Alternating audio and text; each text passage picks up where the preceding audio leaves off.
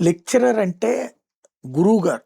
చాలా గౌరవిస్తాం. అట్లాంటి లెక్చరర్‌ల కడుపు కొట్టేటటువంటి అంశానికి సంబంధించి ఈనాడు జ్యోతికి రాయడానికి తీరిక లేదు గానీ సాక్షి రాసింది. ఇదివరకు సాక్షి వైసీపీ అధికారంలో ఉన్నప్పుడు ఈనాడు జ్యోతి రాసుకొచ్చాయి.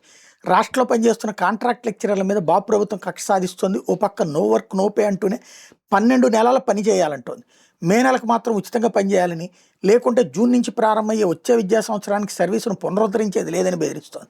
మే నెలలో అడ్మిషన్లు ఫెయిల్ అయిన విద్యార్థులకి అదనపు తరగతుల నిర్వహణ చూడాలని ఆదేశించిన అధికారులు అందుకు వేతనం మాత్రం ఇచ్చేది లేదని స్పష్టం చేశారు.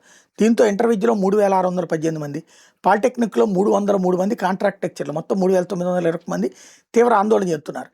ప్రభుత్వ పాలిటెక్నిక్ కాలేజీలో పనిచేస్తున్న 303 మంది కాంట్రాక్ట్ లెక్చరర్స్కి గతేడాది నుంచి 11 నెలల జీతమే ఇస్తున్నారు. మే నెలకు నో వర్క్ నో పే విధానం అమలు చేస్తున్నారు. అయితే వీళ్ళతో పని చేయించుకోకుండా మే నెలలో పరీక్ష పత్రాలు వాల్యుయేషన్ చేసేందుకు గతేడాది అవకాశం కల్పించారు. ఒక్క పేపర్ దిద్దినందుకు రూ. 18 రెమ్యునరేషన్ ఇస్తారు. రోజుకు ఒక లెక్చరర్ 80 పేపర్స్ వాల్యూ చేయాలి. అంటే రోజుకి రూ. 1440 సంపాదించుకునే వీలుంది.